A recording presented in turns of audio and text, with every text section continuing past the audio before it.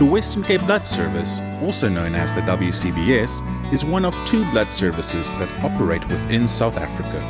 Donors and patients are its priority, whilst it facilitates the entire process of blood collection, testing, component processing, storage, distribution, and issuing of blood products.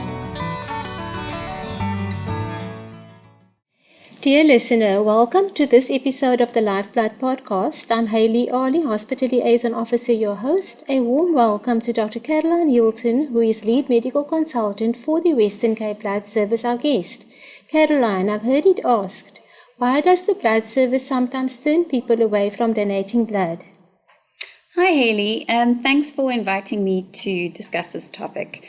I think it's quite an important one because many of our donors sort of get up the courage to come and donate blood, they fill out the questionnaire, they do the finger prick test, and then some have to be turned away, unfortunately. So I hope by the end of this podcast, people have a better idea of why we do this. So the reason for this is why we would have to turn somebody away is that we're concerned that either the donor can't or won't be able to tolerate the donation procedure for whatever reason, or secondly, that there's a chance that the blood we collect from the donor isn't safe. And this usually means that we're concerned about infection being transmitted from the donor to the patient. So based on those 2 aspects, we have a range of what we call deferral criteria. How often does it happen that you turn donors away? Are there reasons for this? Are there any trends that you've seen? So we probably have to defer about 12% of people who arrive at our clinics. So that means we have to turn away about 12 in every 100 people who would arrive at a blood donation clinic. So there are multiple reasons why we would defer people. So first of all, they might not meet our physical criteria. So if their weight is below 50 kilograms, they can't donate. And the reason for this is that we have to collect a specific amount of blood per donation. And if your stature is smaller, you might not be able to tolerate the loss of that volume of blood. So we wouldn't allow you to donate. If you don't meet the age criteria, which is a minimum age of 16, and probably the most common reason why we have to defer people would be they don't meet the hemoglobin criteria, which is measured when we do the finger prick test before donation. So this needs to be at least 12.5 grams per deciliter for females and 13.5 grams per deciliter for males. And the reason you have to meet this criteria is that we need to make sure that you have enough red blood cells in your blood to be able to donate to somebody else, because we don't want you to become anemic. Besides this, we use our donor questionnaire to try and establish if there are any medical reasons that you might not be able to donate blood. And this can be perhaps if you've got quite severe cardiovascular or pulmonary disease. We don't want to compromise your health. Perhaps if you're taking medication that is regarded as teratogenic, we don't let you donate blood. And this means that the medication could be harmful to a pregnant woman if they receive your blood, as it can influence the development of their baby. Other reasons, we go into quite a lot of detail about establishing that you don't have any signs of infection, that you haven't recently traveled to a malaria area and perhaps picked up malaria there. And then we have to go into quite a lot of personal information in our lifestyle section of the questionnaire, where we have to ask about sexual behavior, new sexual partners, for example. And the reason for this is to establish whether there is perhaps an infection that you have acquired through the behavior, which we won't be able to pick up in the testing procedure. So it's a long questionnaire, it's got lots of questions, but it's all to establish any risk to either you or the patient receiving your blood.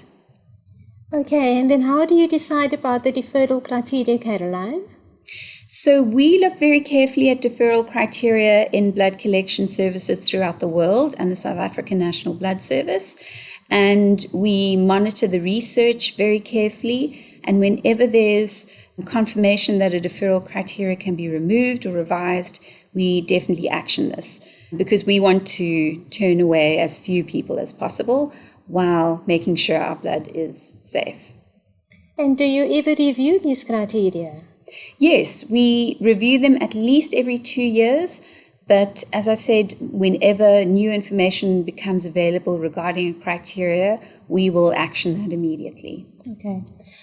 Then why don't you just collect as much blood as possible and test it to make sure that it is safe? So this is something that people have asked us before. And ideally, yes, we'd like to collect as much blood as possible, not have to put donors through the questionnaire process. But the problem is we are limited in the amount of testing that we can perform on the blood products. So the infection markers that we currently test for are HIV, hepatitis B, hepatitis C, and syphilis. But there are multiple other infections that could potentially be transmitted in your blood product, such as gastrointestinal infections, malaria, a whole range of viruses, or other viruses, for example. So it would be impossible to test for every single infection that could be transmitted in blood. So instead, we try to identify any risks of having these infections and then to defer people from donating. Okay.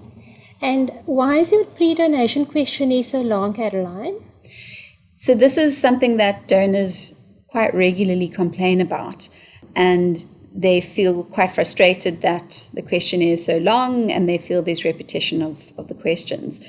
So I can confidently say that there isn't any duplication of the questions, and every single question on the questionnaire is there for a reason.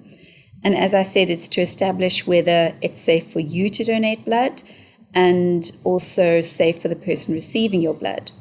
We do hope to migrate to a digital version of the questionnaire, which donors can hopefully complete on their WCBS app before they arrive at the clinic. And this is in a developmental stage at the moment. Okay. Thanks, Caroline. What can I do if I were to donate blood and then remember that I had actually been sick or taken medication recently that I forgot to tell you about? So that's absolutely no problem. We encourage you to call the service, and you can get our contact details on the app or on our website. Just let us know why you're concerned about your blood product being unsafe, and then we can assist you and very easily remove your donation from the inventory. So we definitely encourage people to communicate with us and express their concerns because we both want to make sure that the blood product at the end of the line is safe for the patient receiving it. So feel free to communicate with us. Oh, and sorry, Haley, just to mention that all information will be treated with strict confidentiality. Thanks, Caroline, for helping us understand the precautions that the blood service takes to ensure donor safety and in turn blood safety. We are ending now. Do you have a closing message for our listeners? Firstly, I just want to say thank you to the amazing blood donors in the Western Cape for being so selfless and helping us collect blood for the patients in our province. I would like to encourage you to be as honest as possible when completing the questionnaire. The questions may seem unnecessary or frustrating to you, but they really are there for specific reasons and to make sure that it's safe for you to donate and for the patient receiving your blood product for it to be as safe as possible. Thanks, everyone. We'll call it a wrap. Thanks very much for having me, Haley. Thank you for listening in. Until next time, do something remarkable. Donate blood.